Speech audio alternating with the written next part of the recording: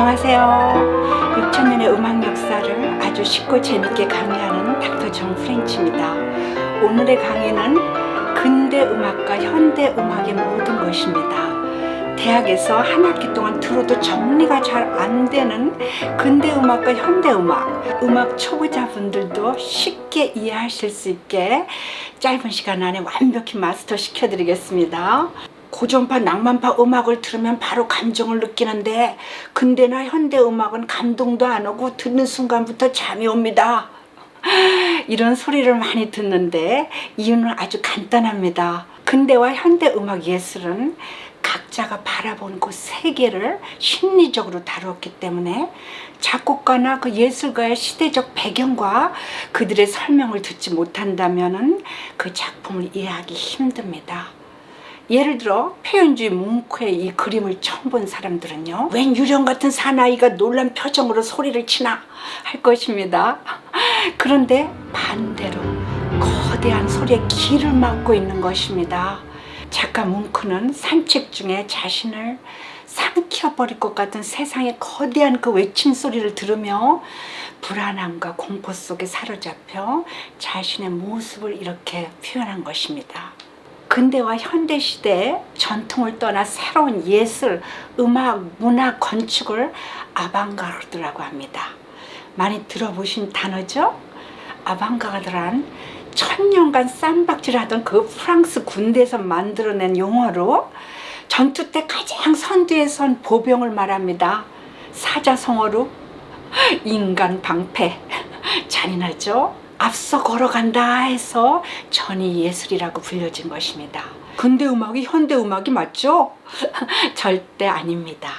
근대 음악은 모던 뮤직이라고 해서 2차 세계대전이 끝난 1918년부터 시작해 2차 세계대전이 끝난 1945년까지를 말하며, 현대 음악은 컨템포러리라고 해서 세계 제2차 대제세전이 끝난 1945년부터 지금까지 진행 중입니다.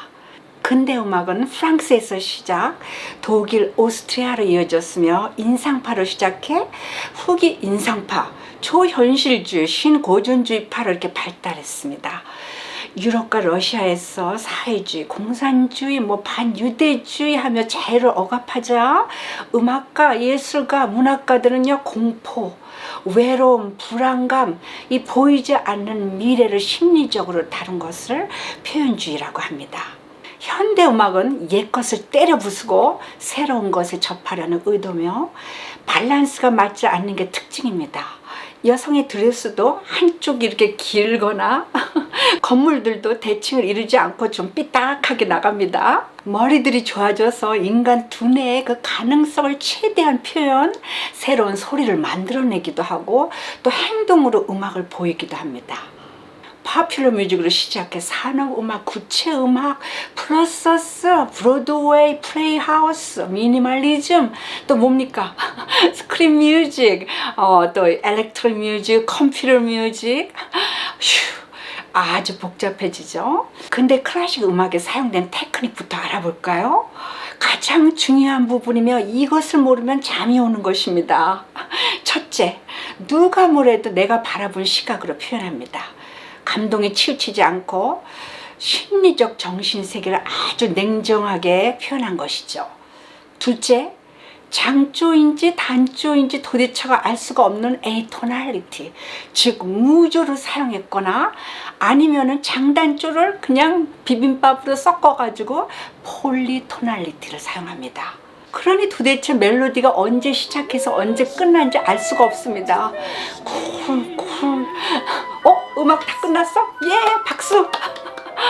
셋째, 서양 음계뿐이 아니라 아리랑 같은 음악에 사용된 도레미솔라 같은 펜타토닉처럼 외국적 음계, 반음, 온음이 이렇게 번갈아 사용되는 옥타토닉, 그리고 온음으로만 된 온음계, 이런 것들을 사용했습니다. 그러니 귀에 익숙할 리가 없죠.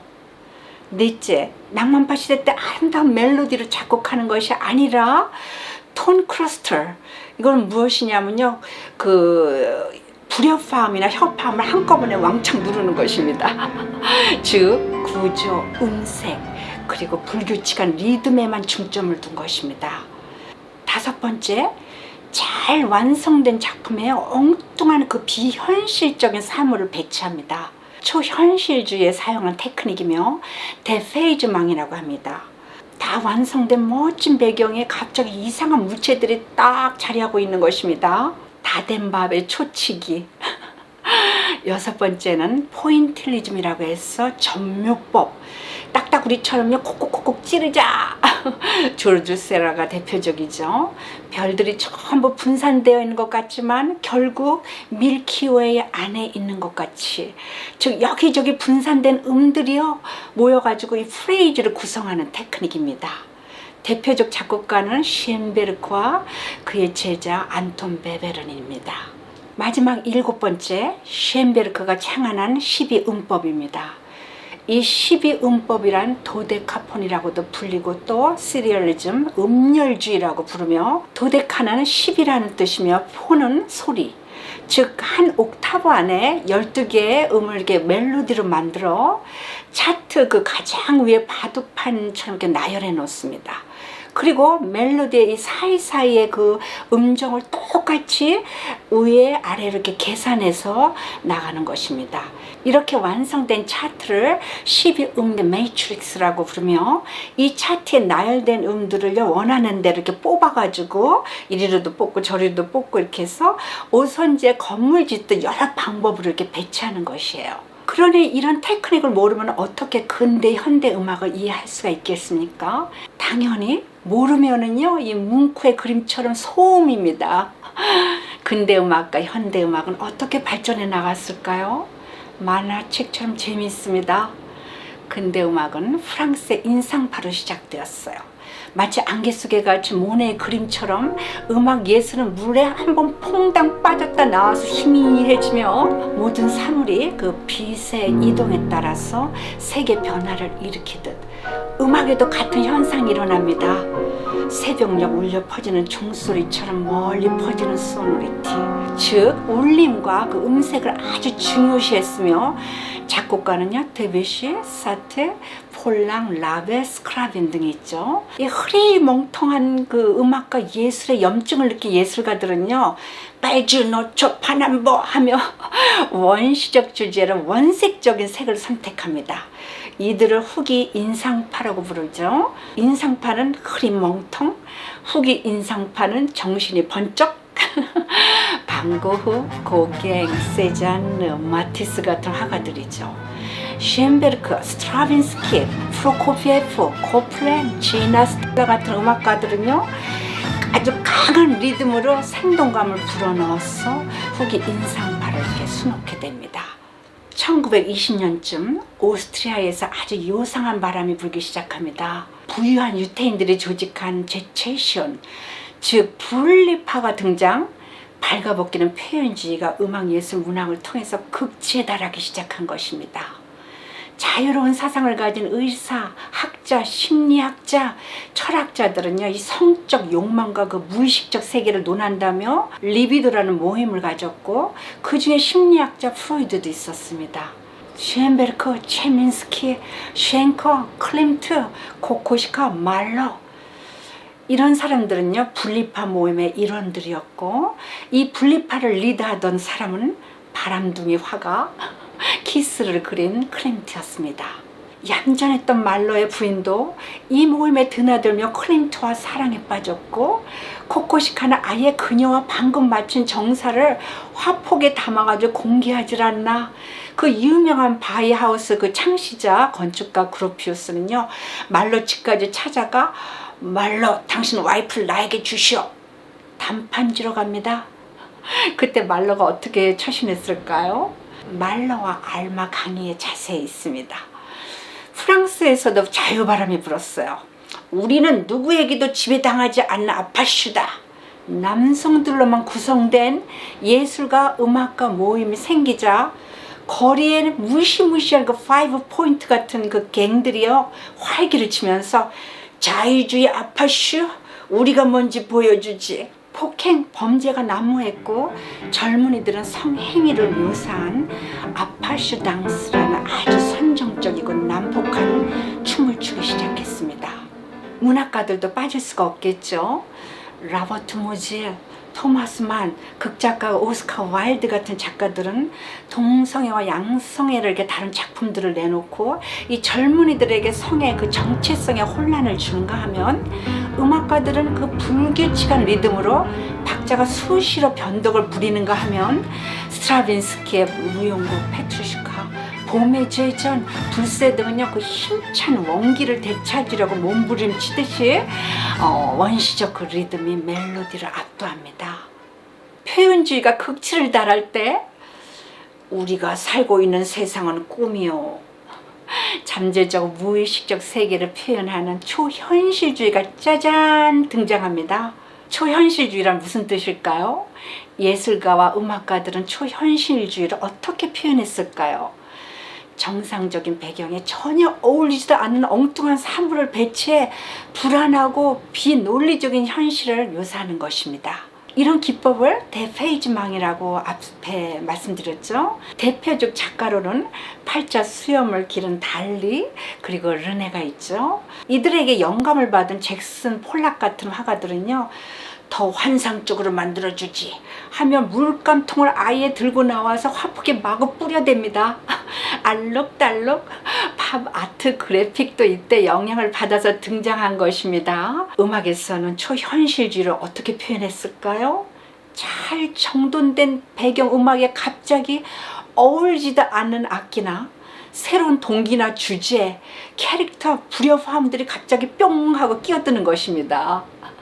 틀리게 연주해도 모릅니다. 표현주의가 한참 무르익어갈 때 여러분 단순하게 삽시다 하며 표현주의의 반대파 신고전주의가 등장합니다. 그동안 타락한 음악을 다시 신성하게 돌려놓읍시다. 옳소. 가장 먼저 시작한 작곡가는 라벨. 반복적이고도 아주 심플한 리듬을 사용하죠.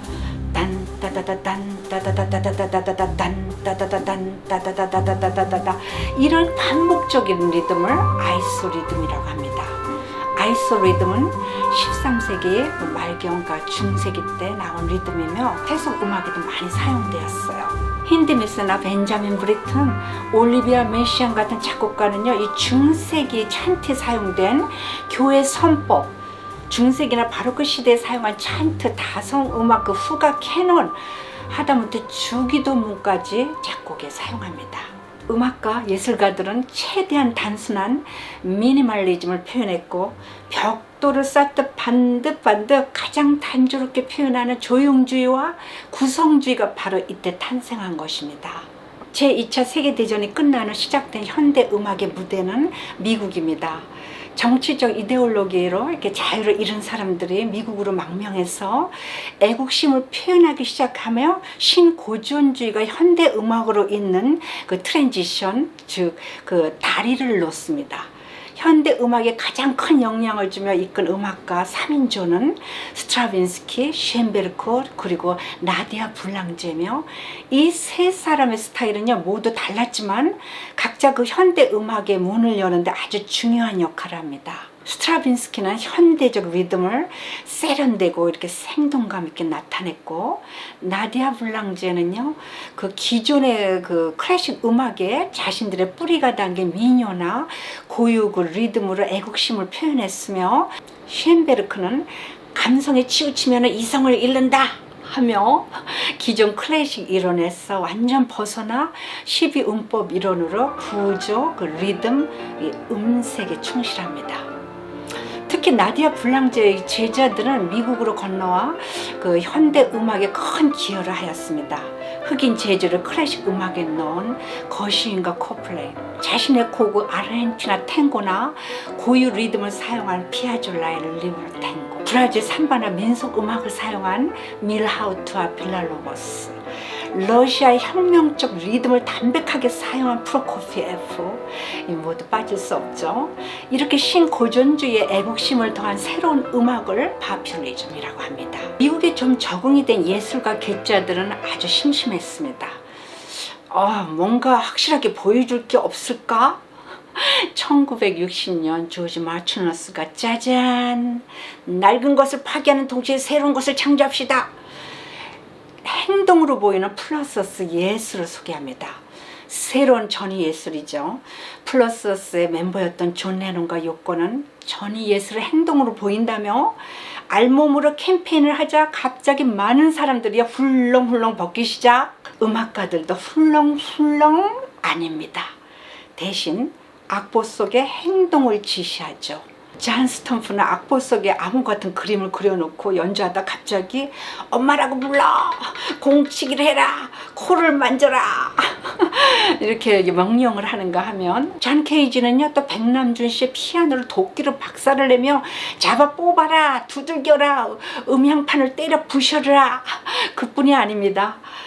존 케이지의 그 4분 33초라는 음악이 있는데요, 피아니스트가 무대에서야 아무 연주도 안 하고 정적 속에 있다가 4분 33초가 되자 벌떡 일어나 퇴장합니다.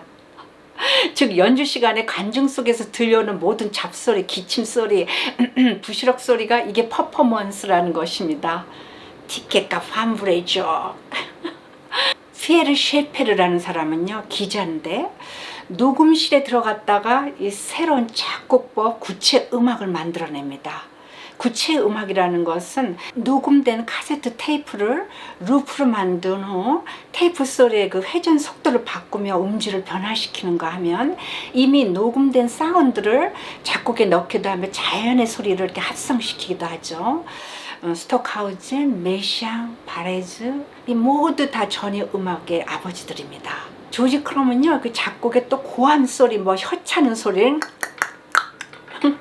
스티븐 라이프는 작곡 속에서 박수를 넣어가지고 가장 단순한 음악에 큰 기여를 했어요. 이봐 로봇, 박, 모차르트, 베토벤, 슈만, 라흐마니노프, 셴베르크, 프로코피에프 모두 합성해서 멋진 곡 하나 작곡해봐. 자, 여러분은 이제 근대음악과 현대음악에 관해 그 누구보다도 더 박식해지셨습니다.